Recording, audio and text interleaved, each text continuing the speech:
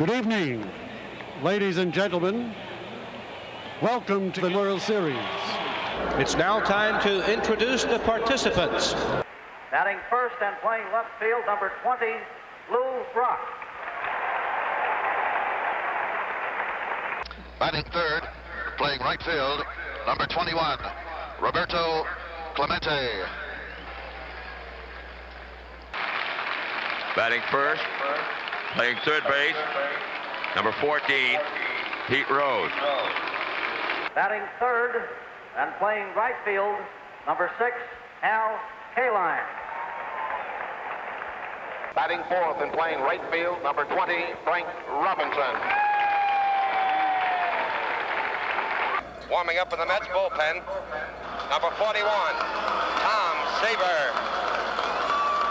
Batting third, playing first base, number 8, Carl Yastrzemski. And playing right field, number 9, Roger Maris. Batting fourth and playing center field, number 9, Reggie Jackson.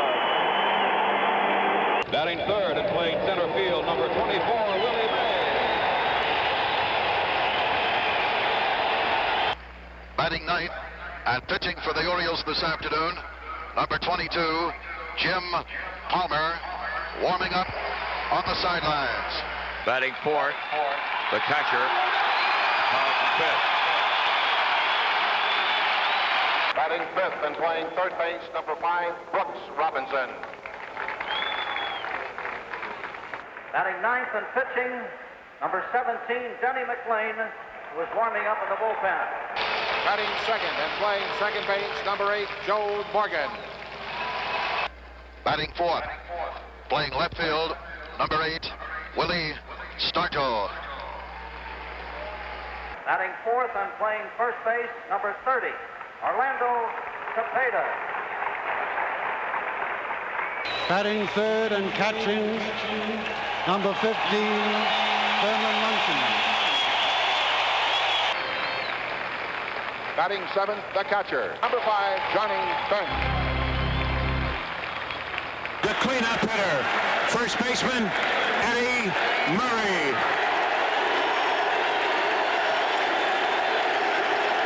In left field, number 31, Dave Winfield. Batting third and playing third base, George Brett.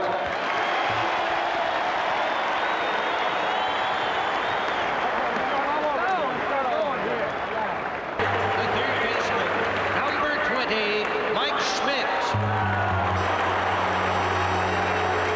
Batting second and playing shortstop, Ozzie Smith.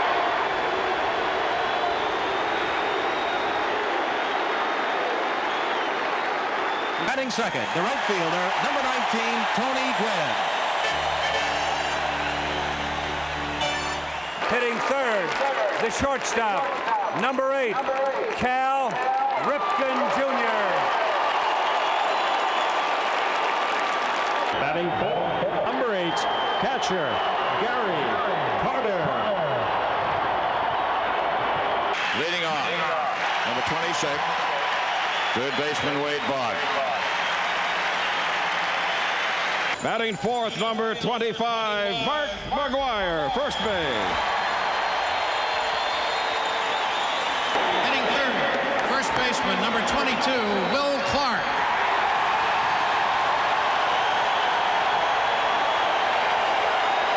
Leading off, number 24, Ricky Henderson, left field. Batting sixth, the designated hitter, number 19, Paul Molitor.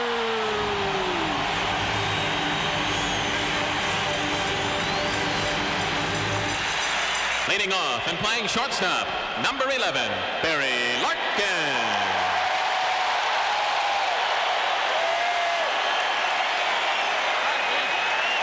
Batting third, in center field, number 34, Kirby Puckett.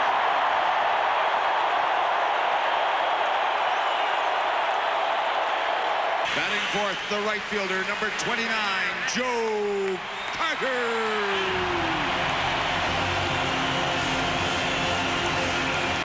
Batting third at third base, number 10, Chipper Jones.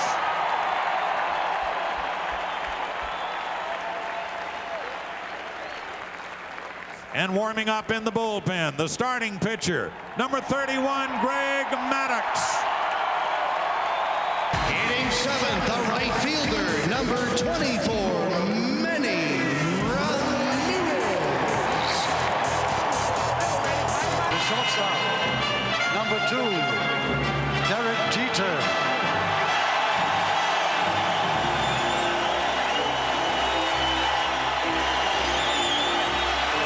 And warming up in the bullpen, the pitcher, number 22, Roger Clemens, number 22. In the cleanup spot, the left fielder, number 25, Barry Bonds. Batting third and catching, number 7,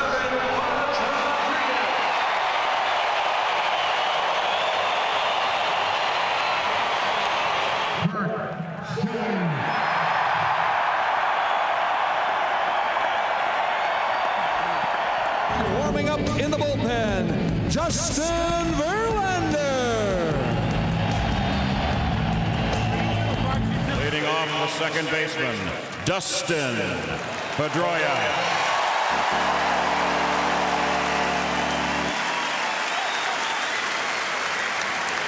Batting third, second baseman, number 26, Chase Utley.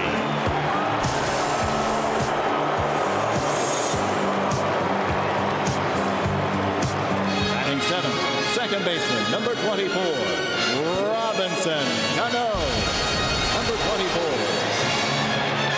Hitting third, catching tonight in the bullpen, number 28, Buster Posey. Warming up in the bullpen, the starting pitcher, number 55, Tim Lincecum. Playing first base, batting third, Albert Pujols.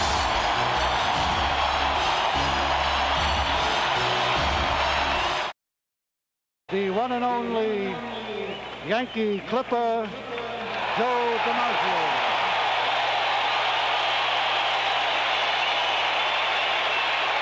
To throw off the first ball today, we have with us an Oakland native, Clint Eastwood.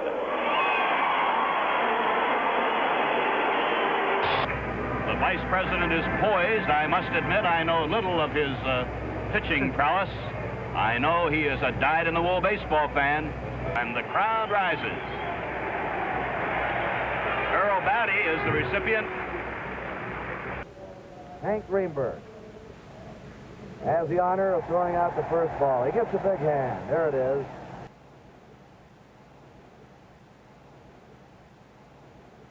Ladies and gentlemen, welcome please, Mr. Yankee Doodle Dandy, Mr. Jimmy Cagney.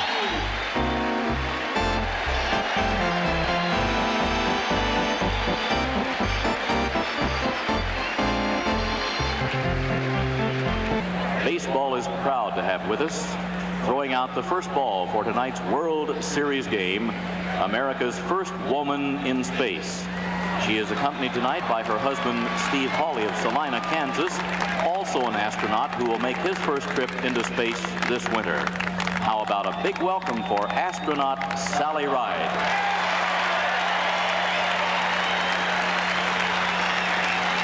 Sally, we await your first pitch. Thank you, Sally. We are honored and graced by this year's Nobel Peace Prize winner, Elie Wiesel, throwing it to Gary Carter. Tip O'Neill Jr. retiring after spending 34 years in the U.S. House of Representatives as a congressman from Massachusetts, and he has been Speaker of the House for the last 10 years. Throwing out the first ball to Rich Gedman. The ceremonial first pitch thrown out by Ted Williams. He came here to Boston in 1939. It just wouldn't be right to have a World Series game here without seeing the kid.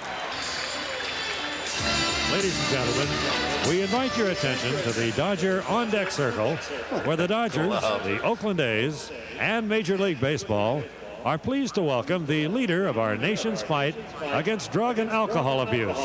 Through her efforts, the phrase, "just say no," has become the battle cry of a generation.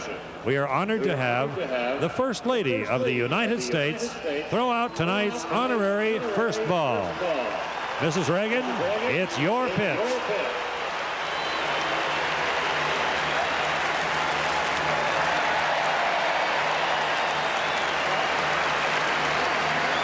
Willie Mays with the New York and San Francisco Giants from 51 until he was dealt to the Mets in 72. Accorded the honor of throwing out the first ball as he throws it up into the stands. Tonight, Willie gets his moment in the late afternoon sun. This is to all the men and women who are in the Persian Gulf. I hope I get this pitch over to that catcher.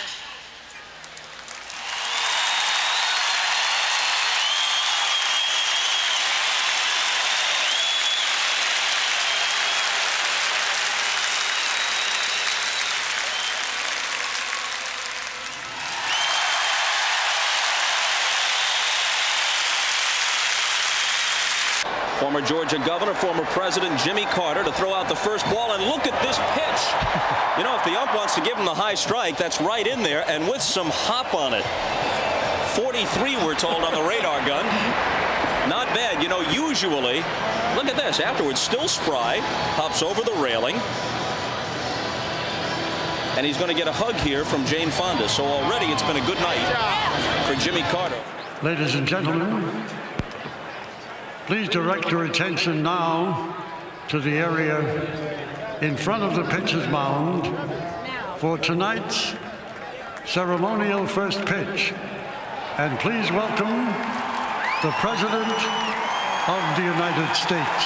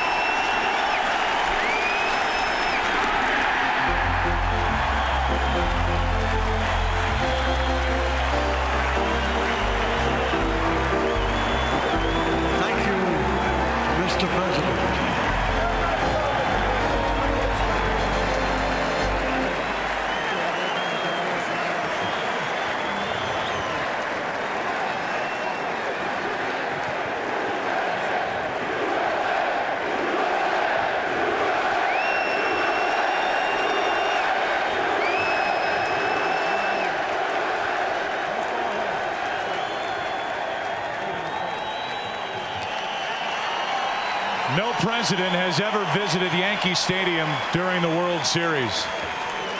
This was the year. This was the year for that to happen.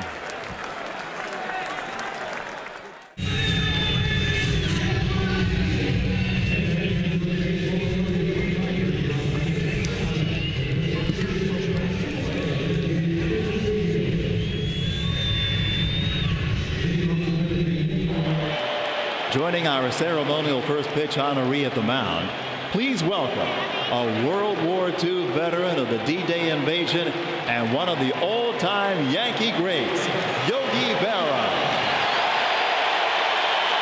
He is accompanied by the Second Lady of the United States, Dr. Jill Biden, and the First Lady of the United States, Michelle Obama.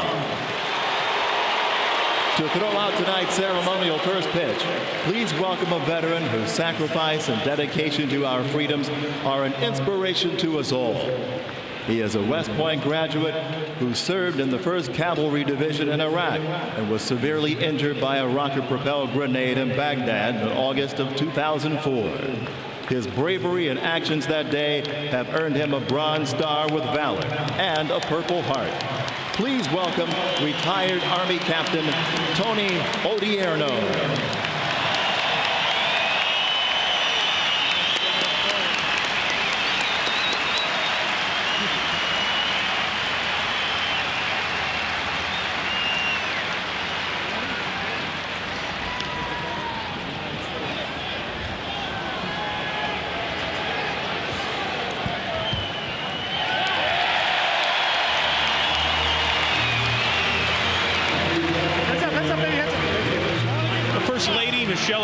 and Dr. Jill Biden, the wife of Vice President Joe Biden, are attending Game 1 in support of Welcome Back Veterans, an MLB Charities initiative that supports returning Iraq and Afghanistan veterans.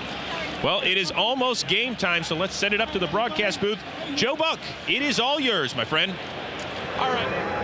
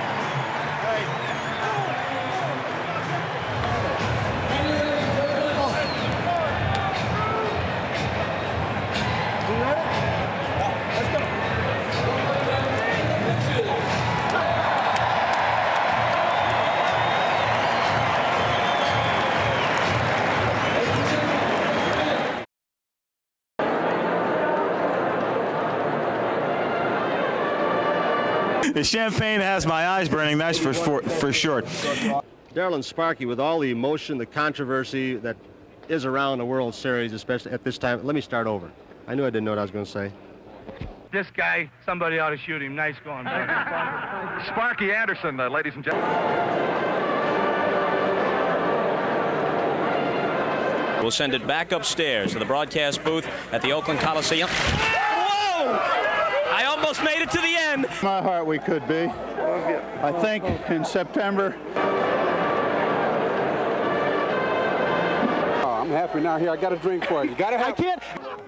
For the first time.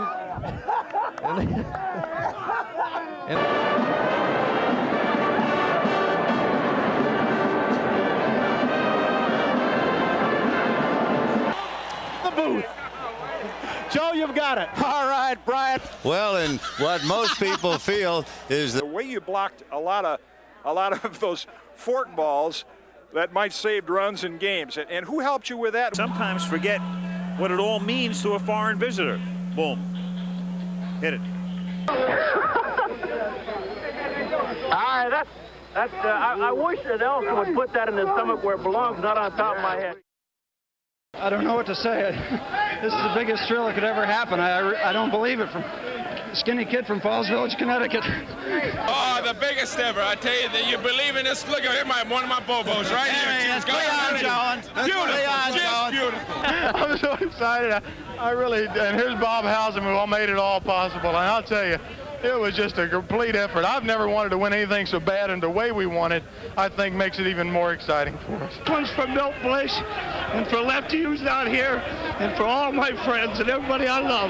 Man, this is what I've been looking for 11 years, and I finally made it. Sparky kept revving us up in there, and the extra men tonight really stayed on everybody's case, and it was strictly a team effort, and I couldn't be happier, and I had all the money in the world and everything. This is the happiest moment of my life. I'm scared I'm going to have a car in there. That's just so wonderful. I can't believe it. It's a great victory. This is something that has escaped us for a long time, and we wanted that championship so bad. We wanted to bring it back. Oh, man, I can't tell you how good I feel right now, Brian. Everybody said we couldn't win. They said, no, the Phillies aren't good enough. They don't have heart. They don't have character. We have all of the above, believe me. We want to win more than anybody. Mr. President. Congratulations. Thank you, sir. Now you can tell the Russians we're having an awful good time over here playing baseball. The last two nights, everything's been pretty numb for me. My concentration level's been so high. They just hugged me and gave me high fives and all that, and I don't really know what they said. I was just emotionally spent again. I've been exhausted the whole last couple of nights. Boy, let's go! Woo! And And just the feeling of when they touch your hand and all that stuff is such a feeling of togetherness and closeness. They really said a lot, but I don't remember what they said. Oh, man, I'm all wound up. I can't believe it. I can't believe it. Have some more champagne. Let's go back upstairs to Al Michael. Doesn't get any better than this, man. This is the best there is, and we're the best. This is it. I know how bad Jim Leyland wanted this. I know how emotional he is. That's why we didn't want to let him down, baby. We did it for Miami fans, baby, too. That's what I'm talking about, baby. That's what I'm talking about, baby. Yeah! I love you, Miami! The key to the Yankee World Series title in 1962 was Rogers' ability to throw the ball and keep Lou from scoring the winning run. That was the kind of thing that very few players would even attempt to do because they would play it safely. And Roger just took that aggressive idea that you get that ball in as hard as you can. And he had a lot of confidence in his throwing arm. Most outfielders are very concerned when they throw the ball that they shouldn't throw the ball away and be embarrassed that the ball's going to fly 30 feet past the third baseman or past the catcher on a tight play. Roger just turned through that ball low and hard. That was almost as significant a winning throw as Ralph Terry, the pitcher, getting McCovey out with the final line drive to Bobby Richardson. Talk about that? Well, I tell you how it was. He was going to pitch against Atlanta for Minnesota. And it was the final game, 7th game, and all the guys up at the golf course were saying, oh, this is Atlanta. I said, boys, do yourself a favor. Do yourself a favor. Take a whole bunch of money and go down to the bank and tell them you want this put on Morris for this win. If you remember, he won 11 innings and beat Atlanta 1-0. And they told me the next day, how'd you know? I said, I know the man. The man is tough mentally, he's tough physically, and he's very talented. And you get you into a bull ring, he gonna beat you. You know, this was something we were all looking forward to. Whitey Ford against Sandy Koufax. The best against the best. And you didn't know what to expect. And you kind of thought the Yankees would prevail because that was their history. But Sandy Koufax took it to another level that day. I remember Life magazine did a feature on that game, and with little black and white thumbnail photos, showed all 15 guys striking out. And my own hero, Bobby Richardson, 3 times, Bobby never struck out. I mean, that said more than anything about how dominating he was. And Harry Bright was the 15th and last strikeout, which set the strikeout record. And Harry was a pinch hitter. He hadn't, you know, fans don't remember him today that he was a Yankee, but that was his moment of history. And he was just totally outmatched. And as a lifelong Yankee fan, I still stand in awe of Sandy Koufax. I have to say, was the best pitcher I've ever seen in my lifetime. And that was the day that he showed it to the nation. The '83 World Series was the culmination of one of those team quests, which were very common in that late 70s and throughout the 80s. Teams that were thought to be a year or 2 or 3 past their peak pulled themselves back together and said, this is the last charge. You know, we've got to get one before George Brett goes over the hill. We've got to get one while we still have this team intact. And the '83 Oriole team had been frustrated by their loss to the Pirates in 1979. They won 100 games in 1980, but it wasn't enough to catch the Yankees, who won more. The '81 series, the whole '81 season was a mess. And in 1982, they had one of the greatest late-season comebacks you will ever see. Came down to the last game of the season, the last series. They had to sweep 4 in a row from the Brewers to win. They won the first 3. It seemed inevitable that they would win the last one, and yet they didn't. The hired hand, the Hessian, Don Sutton, comes out and beats Jim Palmer. And just, you know, totally unfair. And yet Earl Weaver retires without that title. And the next year they bring in a really quiet, calm Joe Altobelli. And so all the brain power and team construction abilities of Weaver are still there in that roster, but you have the Easy Rider and Altobelli not getting in the way of letting the veterans really be the core of the team. And I had Andy Beyer, the horse racing writer at the Washington Post, who's probably the best professional horse racing gambler in the country, called me before the season and said, "Is there anything I should bet on?" And I said, "If you don't bet on the Orioles this year, don't ever bet." I don't know how much he bet, but all he bought me was dinner. We won the biggest tug of war of our lives that year, 1985. And it was the greatest thrill that I've ever had with a baseball uniform on. And it's something that I'll never forget. It really is. And Game 6, when Dane Ordge got that base hit, I remember going to bed that night after the game. And your heart's still pumping, but you don't know if it's really pumping from the adrenaline from Game 6, the excitement of how you won it, 1 out away from elimination and never winning a World Series, or if it was nervous anticipation of Game 7. And I remember going to sleep about 2:45 in the morning, and I woke up, it was like 2:51. And I went back to sleep at 2:52, and I woke up, it was 2:55. And I went back to sleep at 2:56, I woke up, it was 3:02. And I said, "Oh my God, we're not going to get a lot of sleep tonight, aren't we?"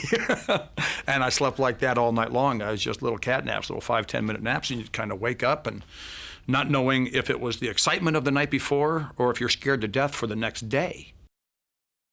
This is a great Boston Red Sox story. I'm with Bob Costas, and we're at some sports party. And there's a really handsome guy, turned out very sharp, standing over with a circle of people around him. And I said to Costas, I said, "Who's that?" He says, "That's Mookie Wilson." And I just kind of went, "What?" And I just started pacing, and Costas went off. He couldn't figure out what was going on with me. And I just started pacing up and down. Finally, I went over to Mookie Wilson, and I didn't know what to say. And I finally just blurted out this complete lie. I just said, "My therapist says it's important to talk to you." Without missing a beat, Mookie Wilson goes, "Red Sox fan, huh?" It's just like perfect. And that explains what a Red Sox film. I was just a fan is. I just was back and forth. It's the last game of the World Series. 3 apiece, 1912. They're playing at Fenway Park. It's been a riotous World Series. There were these guys in Boston called the Royal Rooters who had been around forever. And you cannot describe these guys, the most rabid fans in the world. They got mad and didn't show up at one game because they didn't have the seats. The New York fans are, it was just almost as easy to get to Boston then as it is now. The train only took a while, so you had a lot of New York fans in Boston. And you come to the last game, and there's old Christie, big 6, ready to pitch. And he looks old. He is old. He's 30 then, or 32. And people who saw him before the game saw what looked like a tired old man. But he gets out there, and he's the Christy Matheson of old. And he's got a lead. And then Smokey Joe Wood comes in relief. And they go, pitch for pitch. And they tie it. It's tied up in the extra innings. And the Giants get a run and go ahead 2-1. All Matheson has to do, get 3 outs, and they finally win the World Series for the first time since 1905. And now begins the most extraordinary half inning ever in World Series history. The stuff that went on is just unbelievable. The first guy out named Engel sends an easy fly ball to center field. There's a guy named Fred Snodgrass in center. Real good, not great, but real good player. Muffs it, drops it. It would be called the $30,000 muff because that was the difference between winning and losing. Not for a player, but for the whole team. But man, that meant a lot of money. The funny thing is that on the next batter, Snodgrass makes an incredible catch running deep to center field. But that's what's been completely forgotten. All people remembered was that Snodgrass dropped Engel's fly. Some people think that Matheson coming over, seeing the first baseman Merkel and the catcher Myers converge, he suddenly called for Myers and he should have let Merkel take it. Other people say Merkel stopped. Whatever happened, Chief Myers, again, any Indian was always called Chief. Chief Myers lunged for the ball, dropped it, and then Speaker got a hit. Most extraordinary game ever. And then they got the hit that won the game. And the sacrifice fly ultimately brought in the winning run. And Matheson trudged off the field, I mean, it was obviously his toughest defeat ever. Before the first game, they always have the two pitchers shaking hands and pictures in the paper. They don't do it that much anymore. Sandy and I were pretty good friends, and to this day we are. And I said to Sandy, I said, I bet I strike you out more in this World Series than you strike me out. Because I think we both knew we were going to pitch against each other at least twice or maybe 3 times.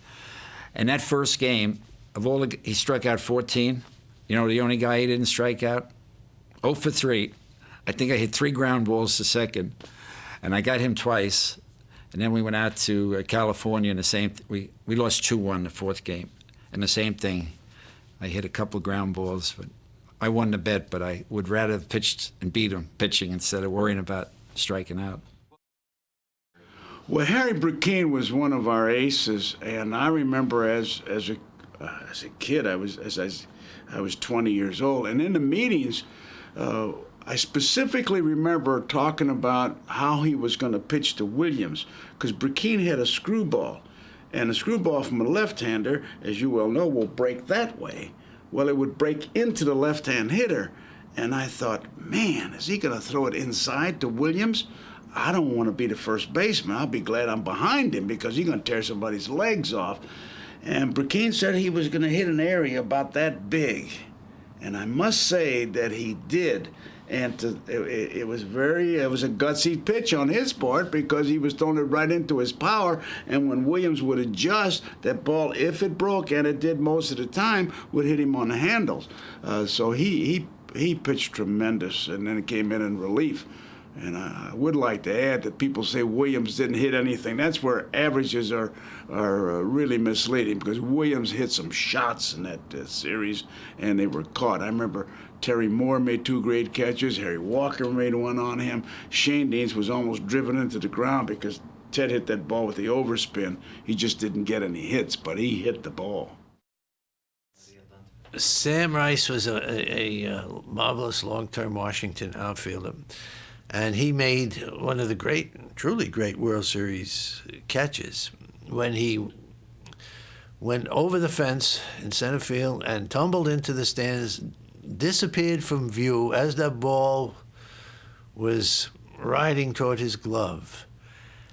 And he leaped up from the stands, holding the ball in the air, and the umpire, I guess, took it on faith and raised his thumb. It was a crucial catch. And the controversy went on for years.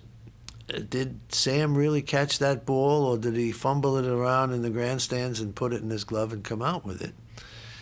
And Rice, in his old age, said, I'm going to settle this once and for all. After I die, a letter is going to be found among my possessions, which will tell the truth of that catch. And when Sam Rice died, the letter was found, and it was opened, and it said, I did indeed make an honest catch. The game ended with Elston Howard up. He hit a ground ball to shortstop. Reese picked it up through to first. They said low. Well, it was knee high. It was an easy play for Gil Hodges. Finally, for the first time since the Tyrannosaurus Rex was running up and down Flatbush Avenue, the Brooklyn Dodgers have won a World Series. At the end of the formal party, which was at a second-rate hotel, he said, late in the evening, come on, let's get a drink at a good place. We went up 57th Street to a place called White's, which was a sort of an upscale bar. We made our way through people to the bar. We ordered drinks. I said, I want to ask you a question. It's 2 out in the 9th inning. You have played on losing World Series teams in 41, 47, 49, 52, 53. Now the series hangs in the balance. Elston Howard is up with 2 out. Tell me what you were thinking. Reese said, I'm thinking, I hope he doesn't hit the ball to me.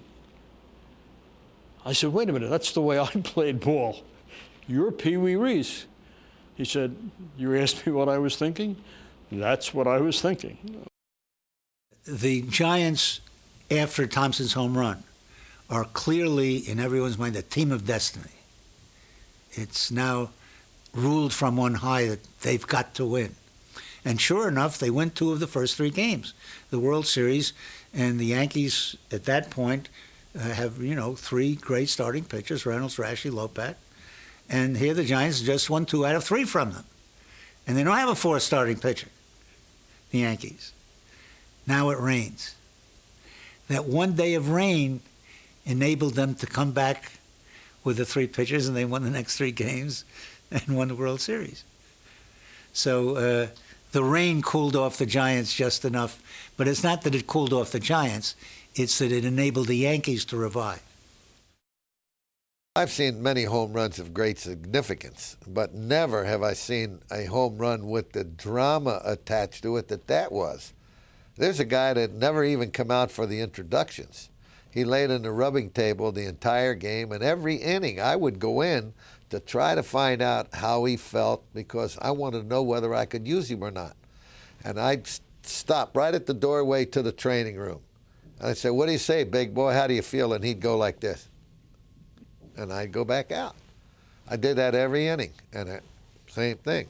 Well, in the 9th inning, I'm back into the dugout. I'm getting the batting set up for the 9th inning, and it was Mike Scioscia was the 7th hitter, 6th hitter. Jeffrey Hamilton was the 7th hitter. Alfredo Griffin was the 8th hitter, and the pitcher spot was the 9th hitter. So I told Mike Davis that he would have to bat for the pitcher because we had utilized quite a few guys. So the bat boy asked me to go up to the runway that Gibson wanted to see me. When I went up there, he had his pants and shoes on and everything, and he said, "Hey, Skipper," he said, "I think I can hit for you." Boom. I didn't even say anything because I didn't want him to change his mind, and I ran right out, and I said to the guys on the bench, "Change your plans." I said, "Now, Mike Davis, I want you to hit for Alfredo Griffin." And I told Billy Russell, our coach, I said, "We can't put Gibson in unless it's 2 outs. We can't put him in to hit because if he hits the ball on the ground, he can't run." Well, first guy, Scioscia made out, then Hamilton made out. Now, Mike Davis is up to the plate, and here's where a little strategy was involved. Gibson wanted to go to the on-deck circle, and I said, no, I didn't want him to go. I didn't want them to know that he could hit. And you say, why? I said, because the way they were going to pitch Mike Davis, if they knew Gibson was on deck, they would have pitched different to him. Because Hasse, the catcher, said to Eckersley, pointed, "Now look who's on deck." I put Dave Anderson up there as the decoy. And Dave Anderson ain't going to hit no ball out of the ballpark off of Eckersley. So they didn't even give Mike Davis anything good to hit because he had played for them the year before and hit 26 or 27 home runs. So they weren't going to give him a ball he could drive out. They walked him on 4 pitches. So now that's when I said to Gibson, "Okay, pal, now get out there." Well, when he come out of that dugout, he electrified the crowd because the announcers were saying, this guy wasn't going to be able to do anything. And I tell you, I got goosebumps watching the reaction of the 55,000 people in the ballpark. I think the most extraordinary thing that I've ever seen in a World Series is the courage that Terry Tata had to make the call in 1991. Jerry Willard was the hitter, and Shane Mack was the right fielder. The ball was real shallow, so there was going to be a play at the plate, and Brian Harper tagged him with part of his arm with the ball in his mitt and actually never made contact, ball to body. To me, that's one of the most courageous calls I've ever seen by an umpire. Terry Tata made it, and it's to his credit that he made it. But that, to me, was one of the most remarkable plays because, anybody else would think if you've got the ball in the mitt and he makes contact with the left arm, he's out. But he wasn't because a forearm tagged him and not the mitt. To me, that's one of the great memories of the World Series that I've done. Well, I think 1955, the thing I remember more than anything is we took a bus to Yankee Stadium from Ebbets Field. We parked our cars at the mobile station in back of the right field fence and parked our cars there, and they took a bus to Yankee Stadium. And when Johnny Padres got on the bus, He said, just give me one run. That's all I'm going to need today. And we gave him a big cheer. And we were all joking around. Every once in a while, somebody would say, how many runs do you need, Johnny? He said, just one. And everybody would give him a cheer all the way over to Yankee Stadium. That would pop up every once in a while on the bus. And we got to Yankee Stadium. Johnny pitched the game, and we got him 2. And he beat him 2-0. And going home on the bus, there was a second bus that came over a little later with the wives and families of the players. The 2 buses took a route back to Brooklyn.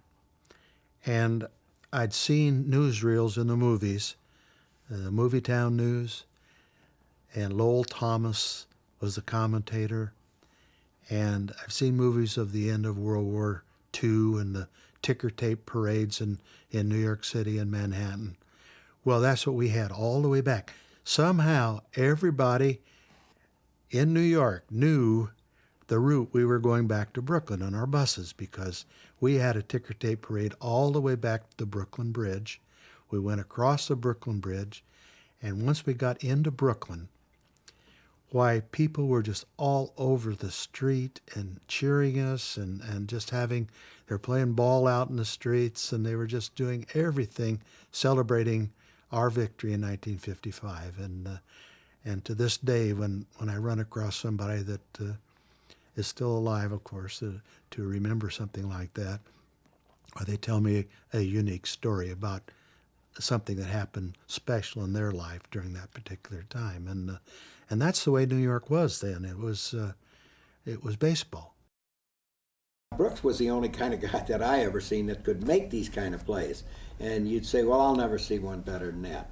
Well, a week later, you'd see one better than that. The most amazing thing was the number of chances that he had in that World Series to display his skills. Lee May, Johnny Bench, Tony Perez, they're all pull hitters. We had 2 left-handed pitchers that didn't throw the ball exceptionally hard, in Mike Cuellar and Dave McNally pitching. So all the pull hitters pulled the ball. And what that meant is Brooks got more than the ordinary amount of chances. I'd say this, if it wasn't Brooks Robinson at third base, some of those balls would be going into left field and down the line for doubles. But Brooks made all the plays, and it was just one of the most phenomenal things I've ever seen. I don't remember one place where we played an AstroTurf in the American League, unless it was Toronto at that time. And Robin had a pair of tennis shoes that he had, right? And he was going to play this game in these kind of bluish gray tennis shoes. And before the game, I was looking at him, I said, man, you're going to play the World Series in your tennis shoes? But he said, yeah, I'm going to play in these turf shoes. Well, I think Robin ended up getting 4 hits that day. Paulie ended up getting 5, I think, the first day. And, it was a tremendous start for both of them, but that's the only thing I remember about it. It was so funny, and we were just laughing, thinking Robin's going to play the World Series in those funky tennis shoes. My technique when I get in the batter's box is to dig in, pull the pant legs up. I try to point the bat to center field, knock the dirt off, and try to look real mean. What do you think of that? Major League Baseball Charities is a proud partner of Boys and Girls Clubs of America. Now I want to teach you about pine tar. Through programs like RBI and Rookie League, they bring baseball and softball to kids around the world. Don't be afraid of the ball. Together, they create a positive place for kids. All right, kids, today we're going to rob a home run, and this is how it's done. Major League Baseball Charities is a proud partner of Boys and Girls Clubs of America. Come on, you got to rob back. You guys want to know about the Rally Cab? Make a big W. This is an important part of baseball. Through programs like RBI and Rookie League, they bring baseball and softball to kids around the world. Ooh, you're supposed to jump. Together, they create a positive place for kids. Come on, come on, come on, come on. Oh! Make sure you pull your hat down real low, where all you can see is the catcher's mitt. Major League Baseball Charities is a proud partner of Boys and Girls Clubs of America. All right, kids, today we're going to talk about pregame rituals. You want to take your shoes and you want to point them directly south. Through programs like RBI and Rookie League, they bring baseball and softball to kids around the world. What are you doing, dude? You can't move the shoes. When you're the pitcher, you're in charge. Show no fear. Keep the hitter honest. Together, they create a positive place for kids.